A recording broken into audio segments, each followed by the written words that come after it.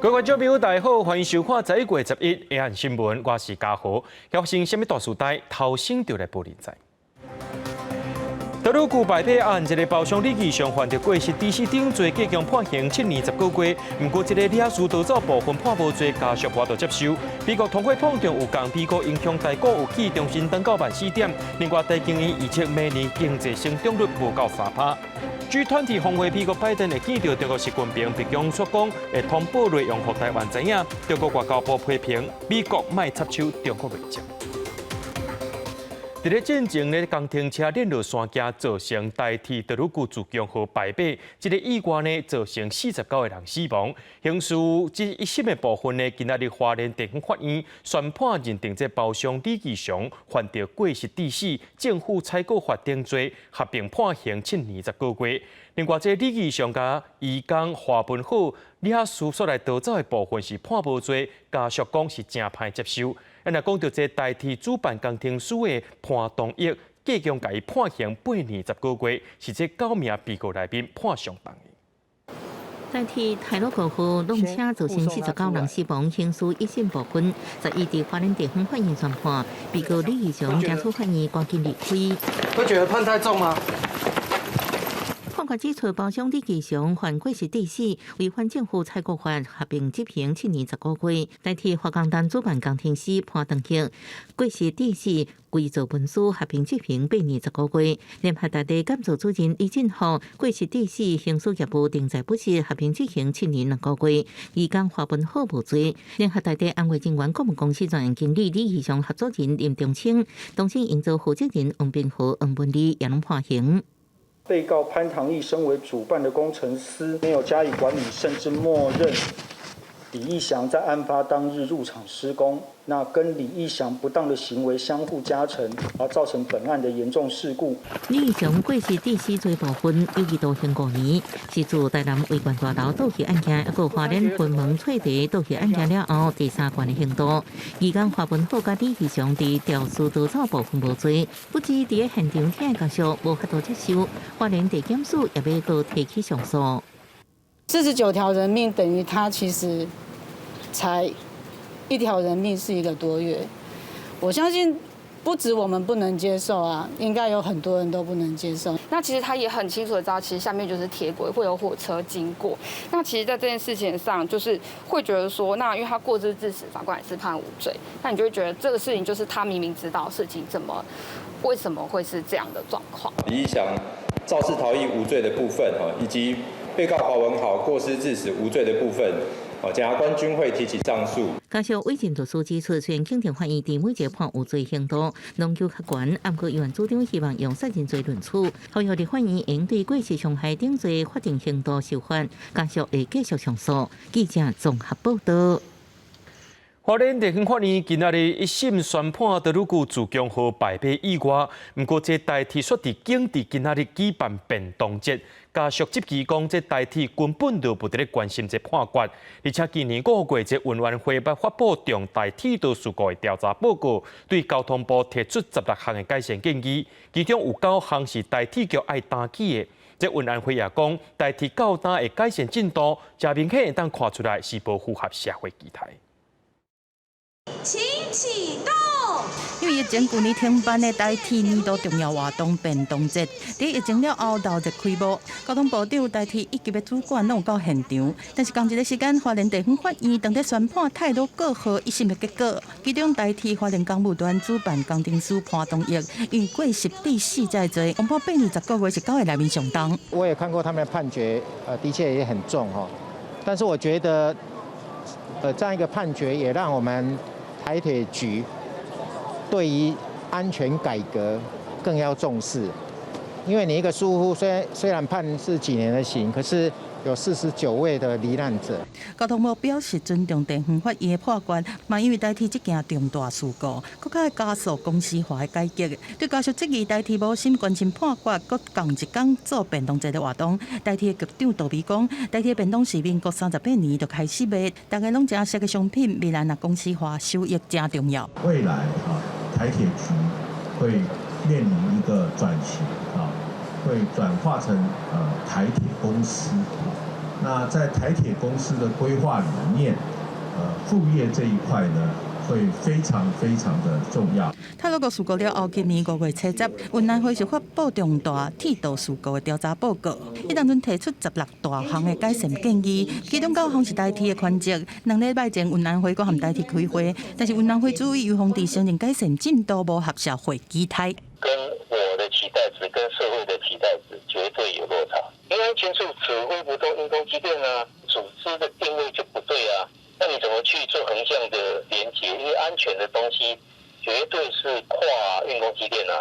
云南会讲，台铁虽然是成立营运安全处，但是单位之间的沟通嘛是有问题。建议交通部伫咧推测公司化的时阵，嘛爱做好分工，铁道局嘛爱加强监理。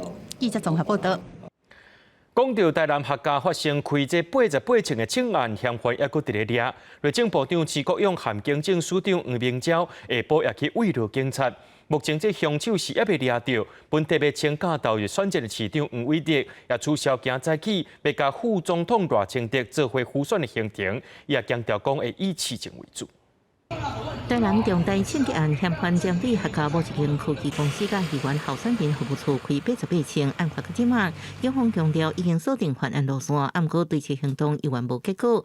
11下晡，内政部长徐国勇、警政署长黄明昭到客家分局慰问环境。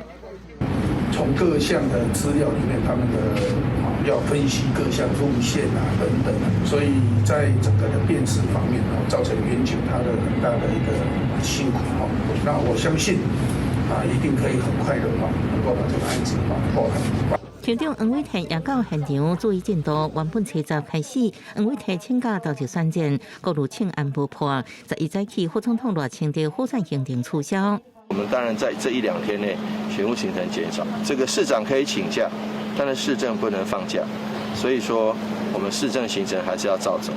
治安的问题，和市长候选人批评，国民党候选人谢龙介11透早到市场扫街拜票，会得全开。黄市长，你所用的人所托非人嘛？你叫人借人，古早人讲请鬼提药单就足严重啊呢。伊是请鬼来医病的，台南市再不轮替啊，除了成为庆忌之都以外，还会更沉沦。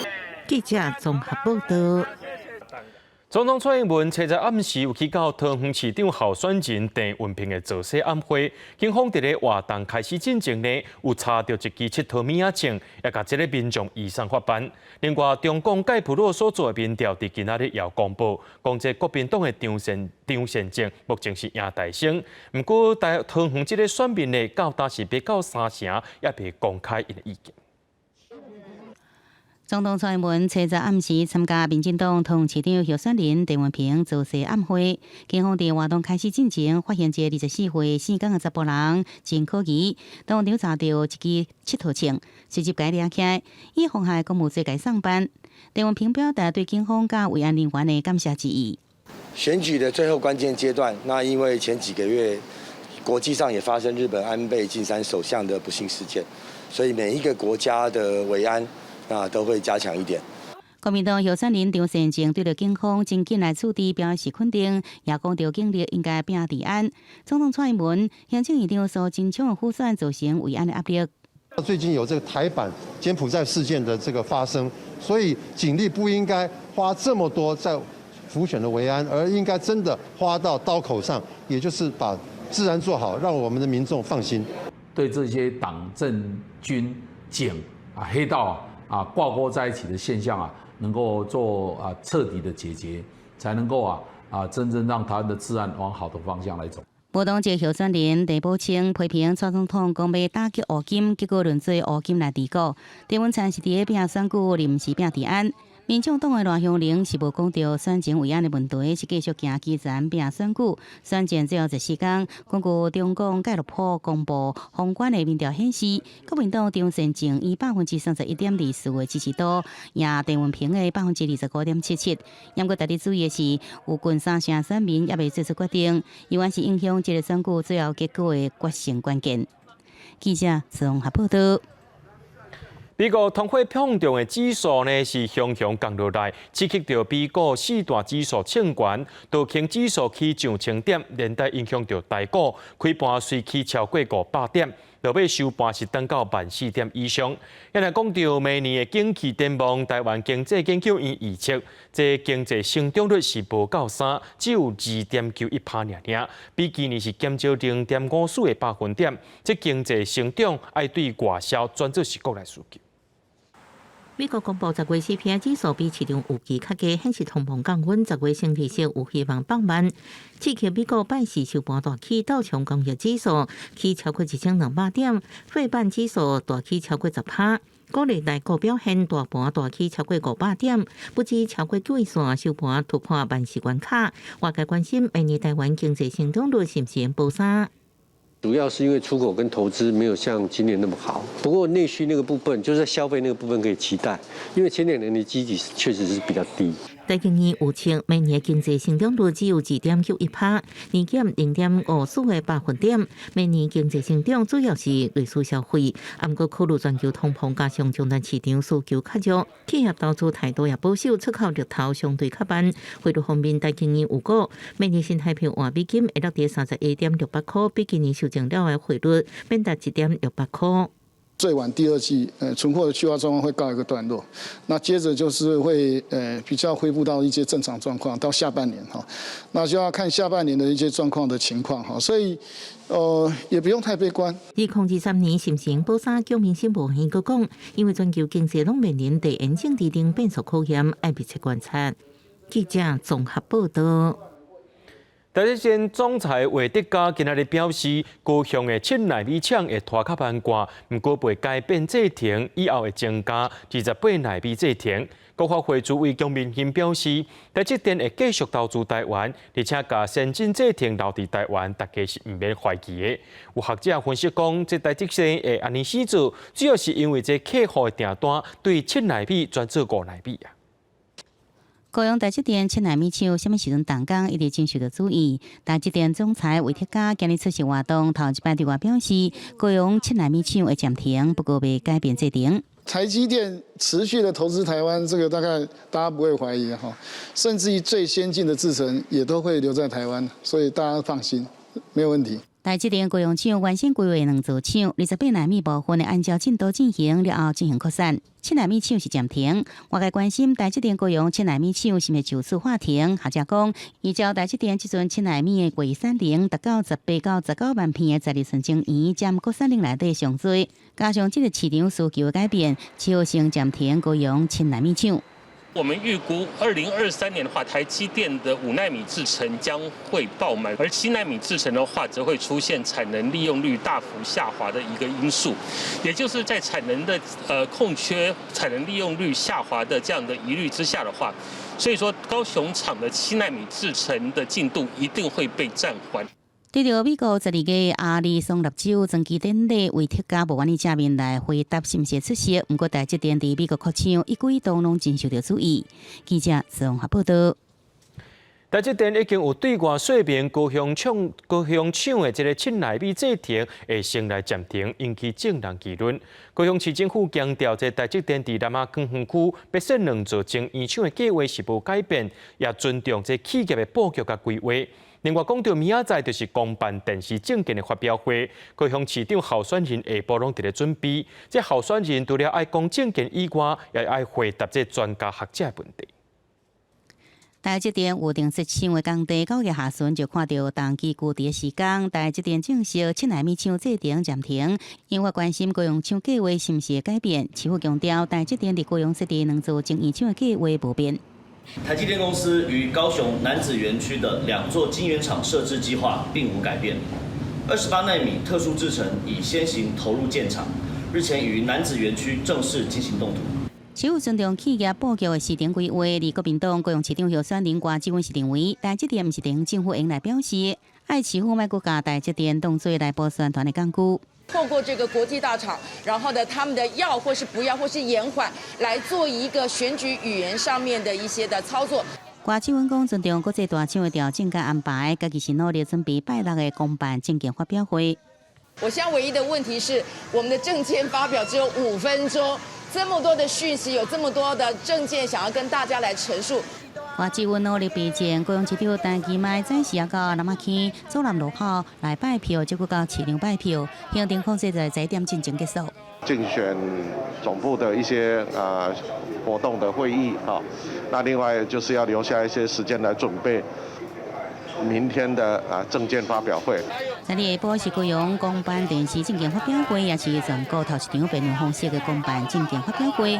候选人公益政见，也是接受专家学者4摆提问，每一摆敢来使15分钟，由候选人决定提早来应用。记者宋报道。台铁为着要庆祝这台中的追分车头起站100年，早起就推出讲这杯4张印111年11月11的车票，就会送1张追分100必见必胜的纪念车票。这透早就真侪民众去排队买。民众排到乐堂，对车票通一路排到车头头前的大亭。台铁追分车头今年拄好熄站100年，11月11推出纪念活动，只要买4张印111年11月11追分成功的美籍车票，就会当加换1份追分100必见必胜的纪念票卡。透早9点开始买，有人5点就来排队。一个考高中，一个考那个国中另外一个是准备要升国中，那也是一并提早祝他能够金榜题名。有的民众是专工对苗栗彰化来，因为每一个人上侪会当换4份纪念票卡，可以当去当纪念印仔收藏送人两相期。台铁表示，纪念票卡限量2000份，换了为止，邀请民众共同来庆祝车头的100年历史，嘛祝福考生大家拢会当金榜题名。只要购买4张追分成功的名片式车票呢，就可以兑换一个我们今天的追分成功100战100胜的纪念票卡。同款要抢这波双11的，有高雄邮局推出1万份高雄公梦11风套甲光批，会当去当连续9月1的邮批印仔，真有收藏的价值。干那要送无咧卖，嘛吸引真侪民众来排队。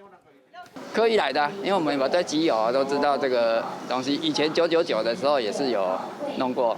在这个特别的日子里面，我们高雄邮局特别制作我们光芒11的信封跟明信片。局长伫城乡邮局的集邮中心，佮特别展示40年当邮批印仔功力，当初高雄的第一张纪念批，2间国营事业对着这波风潮，嘛互铁道迷佮集邮迷之间增加未少的话题。记者综合报道。中央的快台汽车还有剩1.3亿支，指挥中心国际讲要来增加免费通领的对象，也若本地这65岁以上，还有这出世到6岁族群以外呢，即马搁来增加低收入户加中低收入户，另外还有12岁以下的学生囡仔也当来领。另外，指挥中心也搁再宣布这投票当港的防疫措施，包含袂提供这确诊者名单予选务单位，而且投开票所也袂受理违反隔离规定检举。为着保障弱势民众和国小学生的健康，指挥中心要扩大发低收和中低收入户和12岁以下国小学生，每一个人5支免费的快台汽车，有180万人受惠。在11月21号以前，那配到各校，我们会依据这个造册的这个数量，寄到县市的这个社会局或公所，再由这个县市政府再协助发放。进前中选会指挥中心是确定讲，确诊者袂当出去投票，但是外界烦恼讲，敢会有居家隔离的偷走出去投票。指挥中心阁宣布，投票入的防疫措施，包括袂提供确诊名单予选务单位，也袂伫投开票所示办违反隔离规定的检举。但是民众嘛是要遵守法律相关的规定，若是有违规共款会罚。有人怀疑他是确诊隔离中，那你可以跟卫生局去检举，那卫生局会做后续的查处之后，那再看是不是真的有违反的情节。国内新冠疫情是继续转好，11是增加20269例本土病例，62例死亡，比顶礼拜5的病例是降26.4%。另外，中国官方嘛宣布讲，放宽防疫措施，入境的人士对原本7天集中隔离加3天的居家健康监测，改做5天的集中隔离加3天的居家隔离，期间袂当出去。记者综合报道。国民党团结个卫福部长史瑞元，也个疾管署长张志豪独立这高端疫苗，那赢立委李德维则是加这史瑞元呢，总是一句来一句去。史瑞元也呛讲，两个人其中有一个会强掠去关。行政院长苏贞昌是挺史瑞元，也讲李德维不应该乱用立委的言论免责权来把柯认真做代志的基层。史瑞元也讲，这个司法部个行为是无伫咧言论免责权的范围内。我们两个人凶悍，一定要有一个人被关。我现在看这样子，是你要准备被关的，很难说。南亚最近一直拍高端政治，这批高端疫苗保护的效益报告是由卫福部疾管署做亲手替高端保护交作业。申请到北检控告卫福部长史瑞元甲疾管署长周志豪独立。连一个部长连自己都搞不清楚自己该做什么，不该做什么，这种政务官真的不配再做下去。我不希望他被关，但是我希望他不要再做。救从中的血迹会这么大动作？请问是谁去告？彼得为什么？是谁的选权有危机呢？面对国民党强烈质疑，政府护航高端史瑞元硬起来讲不是凊彩人欺负公务员，佮呛声国民党立委李德维，任何人有一人会掠去关。行政长苏贞昌10月到立院备询进程受访时，力挺史瑞元爱李德维唔通滥用立委免责权，我柯认真做代志基层。立委有言论免责权，讲话不用负责，但也不应无限上纲，抹黑基层公务员，抹黑认真做事的人，尤其对于科学证据、专业判断，也不应无限扭曲，而且滥用司法资源。史瑞元感谢苏贞昌支持公务员，佮强调言论免责权唔是无站在对政治司法不过行为，也无伫言论免责权的范围内底。记者综合报道。面对中国威胁美国和日本进行10天的来剑23联合军演，计共派出36000多人来参加，焦点放伫咧日本西南群岛的离岛作战。这是头一届伫离台湾上界近的乌那国岛来举行。有学者分析讲，这日本、美国的行为就是伫咧表示讲，若准中共想要用武力来改变现状者，日本、美国绝对袂激点。美国参谋长联席会议主席米利也讲，美国伫咧军事顶头会继续支持台湾，也警告中国，就要看这落实阿帕乌克兰的效果，千万唔通做出错误判断。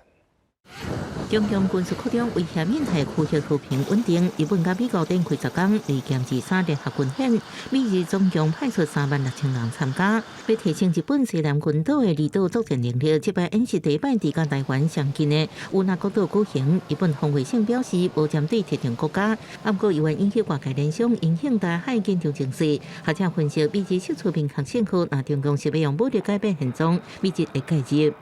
台海的稳定跟安全是非常重要的，这一点我想就是给北京一个很明确的讯号，也就是不要用武力去改变台海的现状，也等于是间接的给台湾就是安全承诺上的一个实际行动的确认。美国参谋长联席会议主席米利进行承诺，美方继续伫军事上支持台湾，也是经中共为俄乌战争的一架时，转向单边甲真正战争是两件代志，唔通误判。中央号称小航母的空7-5型勇士攻击舰第3只安徽舰正式服役，实战化训练画面出来，展示航空的作战火力。不过国军爱更加改变是伊的登陆作战能力。安徽舰用在直升机、勇士登陆艇、勇士战车顶，减少巡逻时间，快速登岛。未来可能部署伫东部战区，专家指出，对台湾、日本是一大隐忧。长度时间缩短的话，其实守军就是台湾部队呢，其实可能会有应变不及的地方。配属在东部战区或东海舰队那当然一定是对中国来讲，这个叫涉台战役也可以用在比如说像钓鱼台这种岛屿的争夺。为反制强攻威胁，中空军演习红准火箭弹、东沙岛、太平岛拢有设置。中空军下制中心副主任陈凯琳是幕后功臣。直到今年中山开幕，国军也开始用备5000点红准火箭弹，提升国土防卫能力。记者综合报道。带观众朋友来看这国际新闻。美国总统拜登和中国国家主席习近平会伫咧印尼举行的G20峰会见面。北京宣布在1月14两人的见面，也强调美国会向台湾通报会议内容。那中国的部分呢，因的外交部是讲，希望拜登政府唔通再干涉中国内政。印尼马里岛下礼拜就要来举行 G20 20国集团峰会。伫这个时阵，美国总统拜登和中国国家主席习近平是不是会来举行岛边会面，正受到关心。北京伫7日宣布，两个人上任了后，头一遍会面会伫10时来上场。北京嘛表示讲，会甲台湾简报因两个人会面的内容，通互台湾对美国的支持感觉较放心。I'm confident that they will feel very secure and comfortable in the United States' position when it comes to our support for peace and stability across the Taiwan Strait and our commitment to the Taiwan Relations Act, which does commit the United States to ensuring we're providing the articles for Taiwan's defense. 这两个领导头人会针对维护甲深化美中的沟通管道，负责任来管理竞争，也佫有双边的利益做伙来拍拼，包含台湾的议题在内，来做敲切，也佫有讨论。中国外交部伫7日强调讲，毋望拜登政府毋通过硬拗一中的原则来干涉中国的内政。美方应该做的是停止虚化、掏空、歪曲一个中国原则，恪守尊重他国主权和领土完整、不干涉内政的国际关系基本准则。其实，因两个人伫过去担任副手的时阵就捌会面。不止个，美中的关系专家讲，美中关系甲即马完全无同，目前的风险也是真悬。This in-person opportunity is a really important one to begin laying those kinds of guardrails to ensure that we have crisis communication channels open, to make sure that this competition between the countries doesn't turn into catastrophe. 拜登伫北京坐位了后，因两个人已经5摆通话。拜登嘛强调讲，美国袂伫对台的原则顶悬做根本的让步，美中双方会伫会谈顶悬来表示家己的红线底线，嘛会来判断是毋是会因为安尼发生冲突，也佫要安怎来化解无共的对立。公司新闻郑依仁编译。讲到美国的其中选举，到今抑阁有3个州结果还未出来。亲像这乔治亚州是因为无过半12月会再定选，亚利桑那州和内华达州抑阁直咧开票，开票会拖遐尼久，是因为每一个州的选务拢是独立操作，有一寡是提早投票含夹配投票，而且这投开票的方式和时间拢无共款。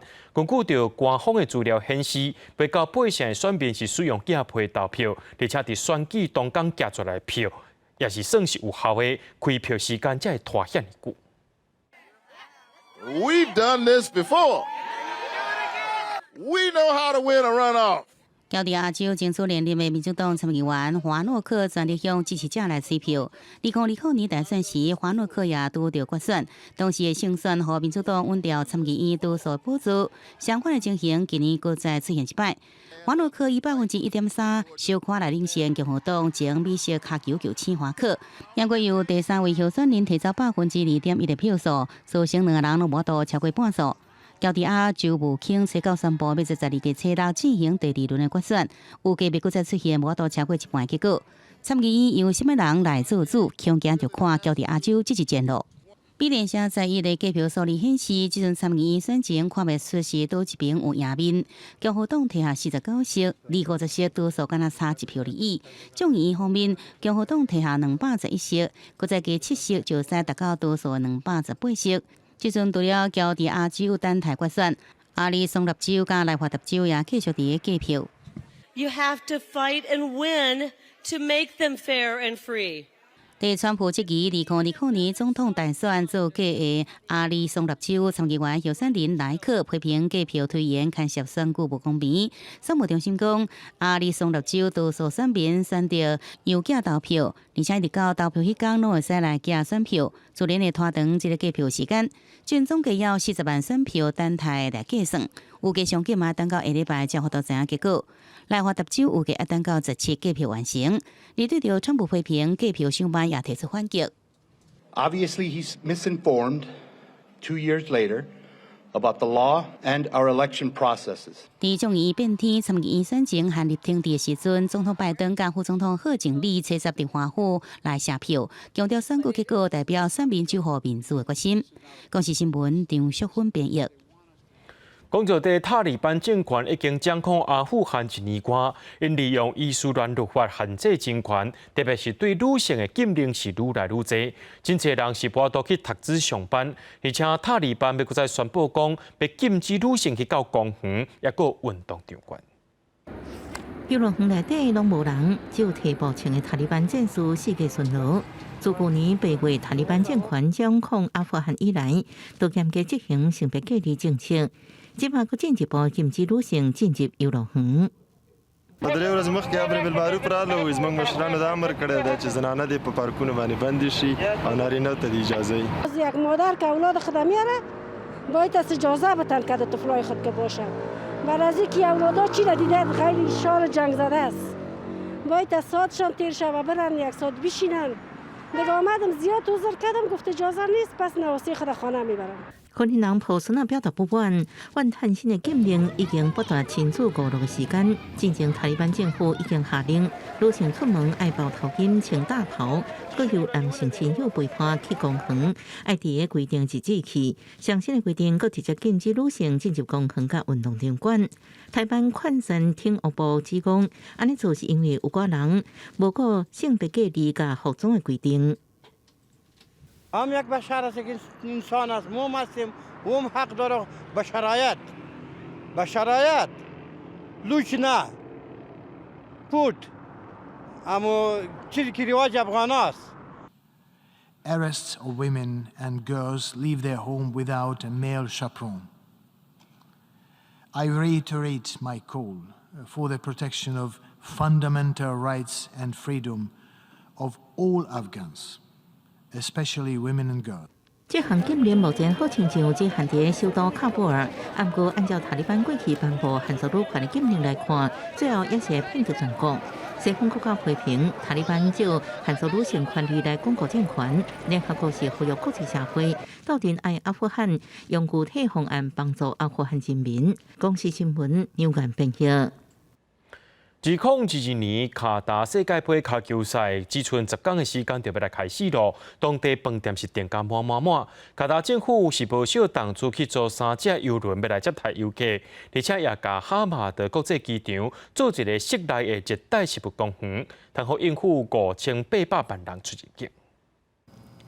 超大型的豪华游轮豆豆进入渡夏港口，为空中看落去，会当看到游泳池甲储水道的设施。2022的世界卡球杯就要开始，今年主办国家卡达因为国内大房已经无啥出，开大钱租3只豪华游轮。头一只有22站的甲房，超过2600间的客房，会当提供6700名卡球迷去带。So many activities at the ship, like a swimming pool, restaurants, shops, cinema, entertainment, and many options. It will be available for fans who choose the cruise ships as their accommodation during the tournament. 卡达世界卡球杯主办单位表示，用游轮增加大房的好处是免阁去另外建筑，离第2只游轮会伫当地设施到港口停船。另外，卡达的哈马德国际机场嘛开大钱扩建一个室内的热带植物公园，和机场上悬的乘客量会当为4000万人增加到5800万人，应对比赛产生的游客人潮。不过，伫个比赛开幕之前，人权团体佮一摆批评，伫个去比赛场馆的期间，真侪外籍劳工的工作环境真歹，佮互人歧视的问题。And the main reason for this is actually sort of almost like 2 pairs of eyes that they feel that are on them. And one pair of eyes are the Qatari authorities, where they fear some kind of punitive action or implications. And the other pair of eyes are their own employer. 这份调查报告有75页，伫个过去2档深度访问60名伫个比赛场地建设的工人，内容包括长时间工课、偷假拖工钱、甲暴力事件，佮有甲上危险的工作拢交予非洲甲南亚工人来做。这工人嘛唔敢反抗，因为烦恼会失去头路，也是互赶出卡达。公视新闻台是同编译。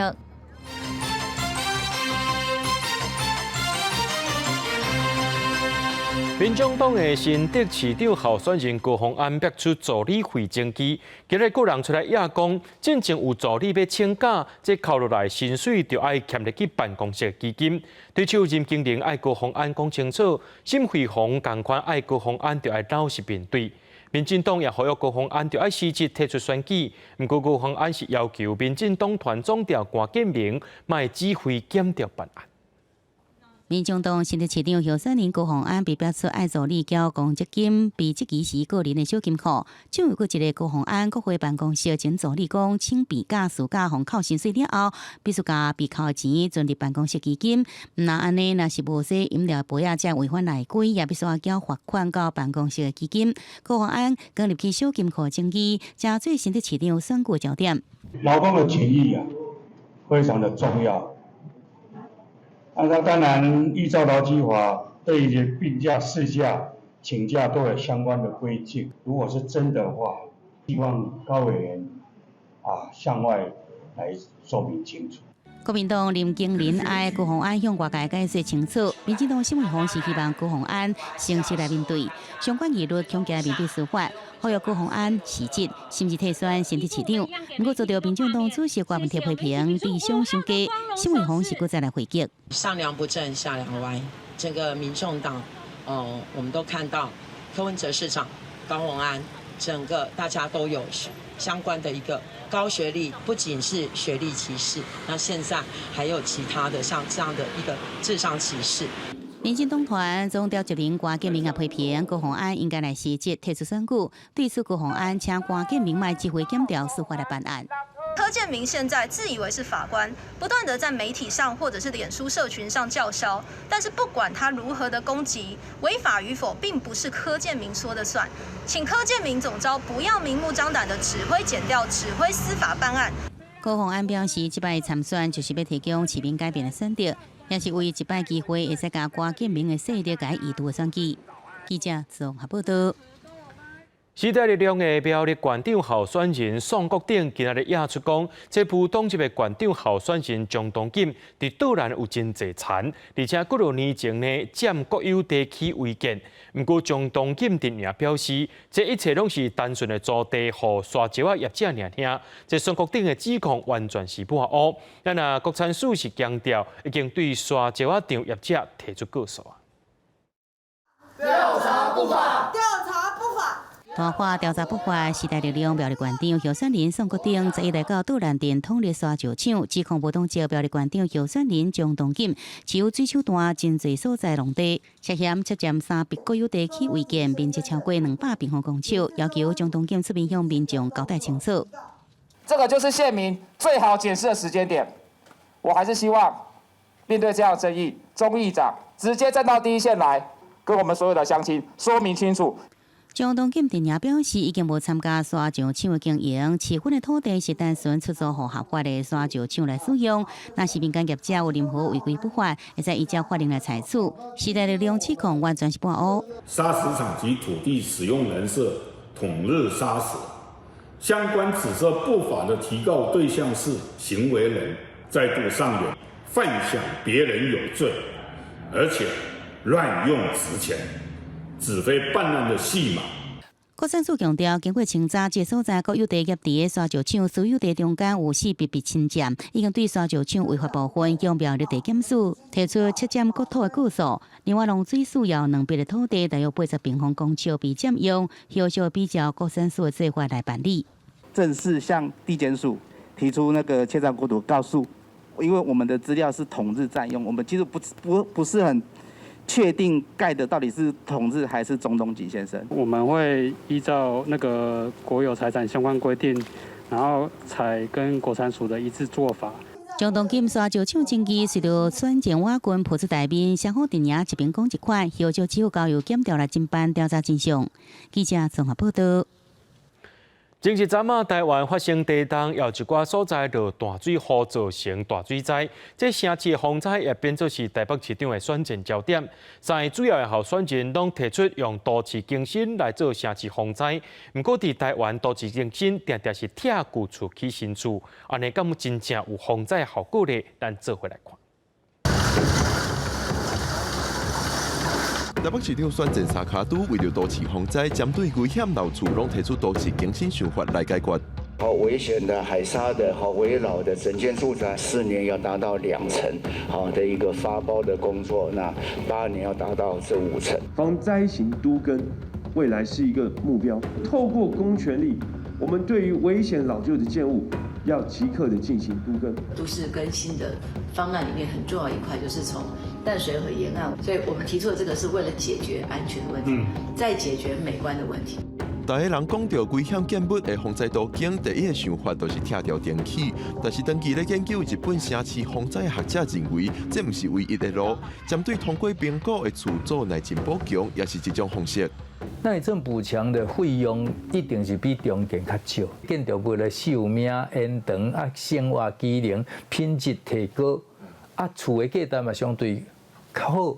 要若真正要拆掉电器，台湾都市更新做了遐尼济，到底防灾效果如何？基地盖起来，啊，你建筑物的机能改善，当然这嘛对防灾有帮助。都市防灾这个角度来看，应该是全面性的去看这个都市防灾的问题。比如讲一块土地，伊可能较地势较低，伊可能有水灾的问题。伊可能有迄短暂在经过的问题，咱这问题拢要同齐来考虑哦。所以，各地基地伊拢无同款的构想。都市更新除了爱考量饮水、电站，嘛爱甲附近地区配合。街区路外看附近消防救灾能量够格，拢爱同齐考虑。但是，即马常常因为过量拥挤奖励、拥挤转移，地区街区承受压力愈来愈大，灾害风险嘛对咧提悬。9月底，台东玉里大地震，10月中北台湾风台做大水，引起各界对防灾关注。都市更新，毋但地方政府规划爱看全面，中央嘛要提出相对应的法规来配合，也牵涉到民众利益优先的想法来改变。亲像新围大楼也下伫这个问题，这么复杂的问题，多一个执政者敢做，到底安怎做才通解决呢？记者郭文婷随台北新北桃园报道。美国 NBA 球星外号叫做魔术的霍华德，昨暗来到台湾。霍华德的新头家，也就是桃园英丰分霸，从市场主场要到6万张的门票，拢去伫咧10分钟内，拢去互民众抢了了啊！有专家认为，讲这分霸找外国球星来行销宣传，这手法敢有法度抵引到台湾的职业篮球，这应该是较重要的一事。70美国台湾出关，要200个球迷去接机，专车到一大饭店，共款一堆球迷看到伊欢喜甲一直叫，大家开始笑 NBA 有名的球星魔术霍华德。我大概疯了一整个早上，我叫他缺氧。霍华德是有够亲切，不管当时拢笑笑，12透早就随含球队会合训练，嘛大方接受媒体的访问。I'm excited to be here. I could not wait to get out the plane to Taiwan to practice with my teammates. We had a really good practice today. That was the first time I was seeing these guys. 如讲讲述 NBA 选新人时阵的状元，捌去过魔术和湖人等等7支球队，摕过5摆的拿棒王和2摆的助攻王。有看球星新手的机会，绝对爱去。阮把将市场主场要6万张的门票10分钟都卖了了。就敢2013大联盟的球星曼尼加入2大赛季的时阵同款。在2个联盟竞争的情况之下，T1 在去年不管在进场人数还有收视率，其实表现都比 Plus League 要差了一截。那这个寻找国外的大咖球星，真的是一个最速成的方式。曼尼迄当阵是来103天效应是无继续。但昨天讲，分爆在强调霍华德是承诺要拍完规矩，那照相嘛伫场边。篮球节的主编龚义伟嘛认为讲，霍华德的效应会慢慢冷落去，还是讲敢会当甲球迷留掉。现在觉得拽好我是有巨星，所以进场的人想办法端出更好的菜，不管是比赛内容也好，还是联盟的整体制度也好，把这些人目光持续留在台湾的自然里。职业运动上重要的就是关注和影视经营。顾延伟认为讲，T1联盟和分霸敢会当伫即摆小霍华德内面找到方式，会比霍华德一个人的效应更加重要。记者综合报道。今年的亚洲模性锦标赛等咧约旦比赛，台湾有10个选手去参加。模性女王陈念琴已经进入到女子70公斤级的决赛，东京奥运铜牌黄晓雯也个吴思琪。另外男子选手赖祖温拢是摕到铜牌。赖祖温的铜牌是台湾这11年来查甫选手伫亚锦赛的头一块奖牌。木姓区亚锦赛男子63.5公斤四强赛，穿蓝衫，咱台湾的赖祖恩是缀着穿红衫乌兹别克新生代选手阿普杜拉耶夫。头一个回合，赖祖恩是主动攻击，煞无法度突破对方的防守，几落届互伊逼到边啊。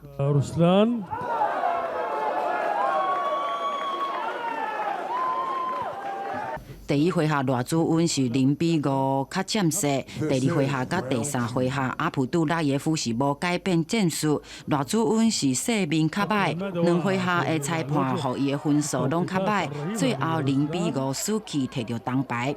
但这面铜牌是结束台湾男子选手伫咧亚锦赛11年无奖牌纪录。虽然台湾甲约旦有5点钟差别，赖祖恩甲教练伫咧当地透早6点分享这一届的成绩。很高兴可以拿到第3名，也很幸运。那下一次我会继续好好的努力，备战下一次的比赛，还有亚运会。这一面奖牌在台湾男子拳击运动的推广上极为重要。这一面奖牌证明了我们台湾男子拳击运动员也可以站上亚洲，放眼奥运的。木姓区协会指出，男子木姓区伫咧国际竞争真激烈，台湾选手要出头真正无简单。即届赖祖恩是连赢3场摕铜牌，希望男子木姓区竞争，互大家重视，嘛有更较侪经费来投入。记者就新志明综合报道。国家人权博物馆举办白色恐怖音乐工作坊，今日邀请政治受难者第2代，用音乐甲歌声唱出因甲爸爸妈妈的故事。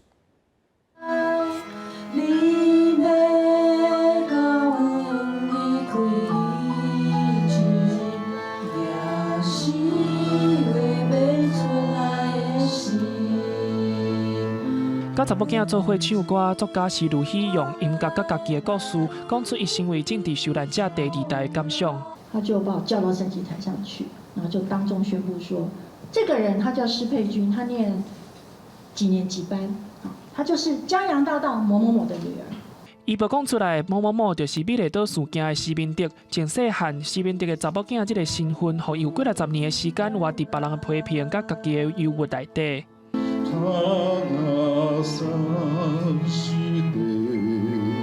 另外一个政治受难者第2代詹建元唱的是因爸爸詹君芳细汉时学的歌。詹君芳伫1950年代捌加入共产党，互政府通缉逃亡。不过詹建元一直到读研究所了后，才知影这件代志。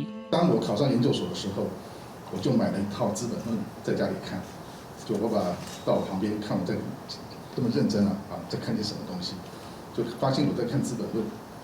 他就笑了一下，他说：“这个书他几十年前就看过了。”国家人权博物馆举办音乐工作坊，用歌声讲出政治受难者的故事，甲白色恐怖对台湾社会造成的影响。唱歌其实就是一种心情的表达。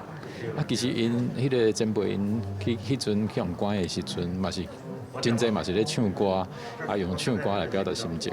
这个音乐工作坊已经连续办4档，今年12月伫金美人权园区也有1场，互民众会当用音乐认捌台湾历史。记者林世豪、曾派文台北报道。起伫1920年的这个嘉义县埔子分局，嘛是较早的东少郡役所。过去这拢是分局的这个办公厅，却因为结构甲空间的问题，使用不方便。加上这建筑不是关定古迹，无度登记。经过2年时间，新的分局总算完工，旧分局也等咧做古迹的整修。设计师小改分局内底空间规划甲安排，嘉义县埔子市新的分局经过2档的修整，已经正式完工。未来因就要为即马是关定古迹的旧办公厅刷来遮。新的一个厅舍每个同仁可以运用的空间相当的大尤其还有特别安排我们有充足的远景休息室。那因为旧的分局设置当时并没有那么充足的远景休息室，所以有时候同仁在使用上会相对比较拥挤。1920年起的东石准役所，伫日本时代就地方行政甲维持治安的警务功能。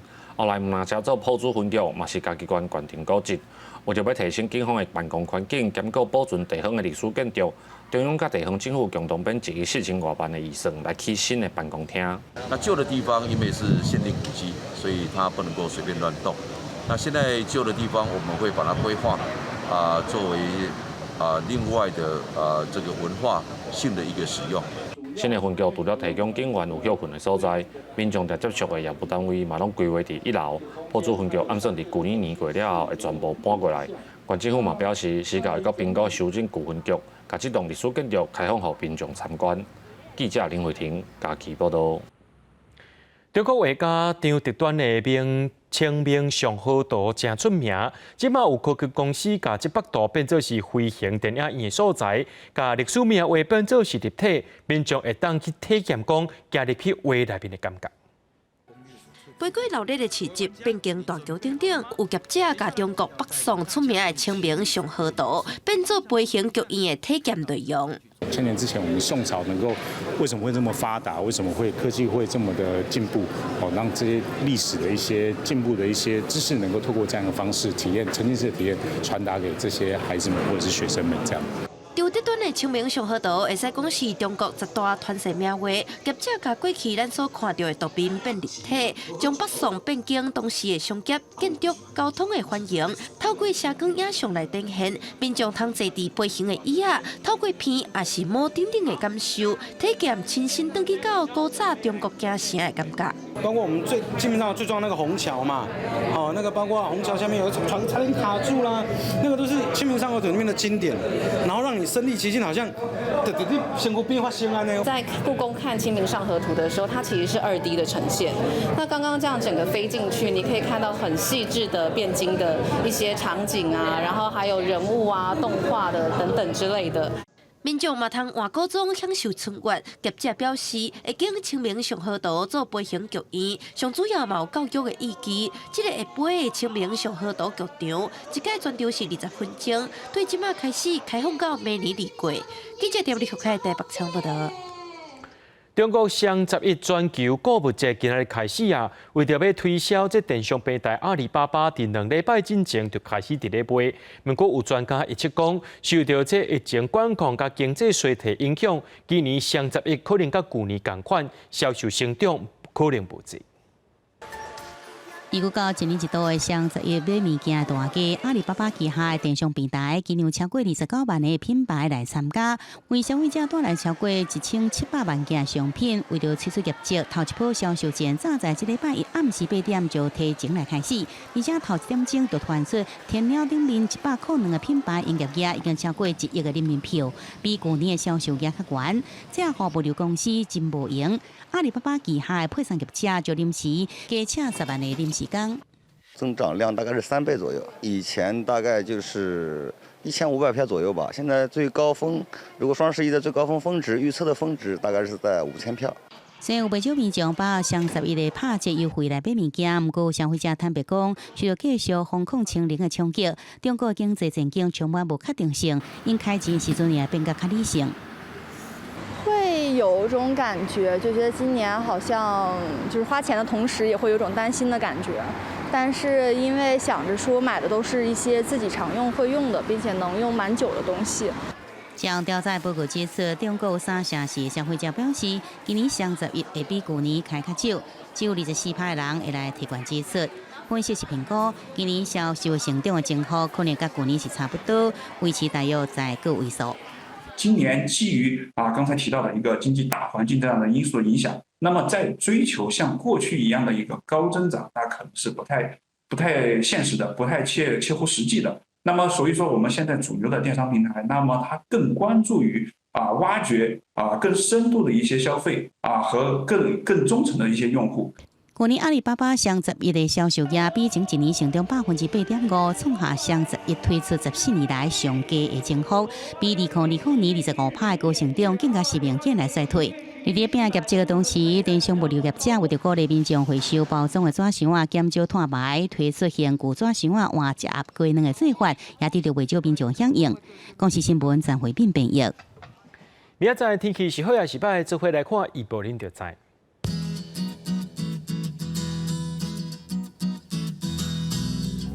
基隆到新竹对21度到31度，苗栗到云林对22度到30度，嘉义到屏东对21度到32度。宜兰花莲台东对22度到30度。平湖金门马祖对20度到29度。结果未来3天气象。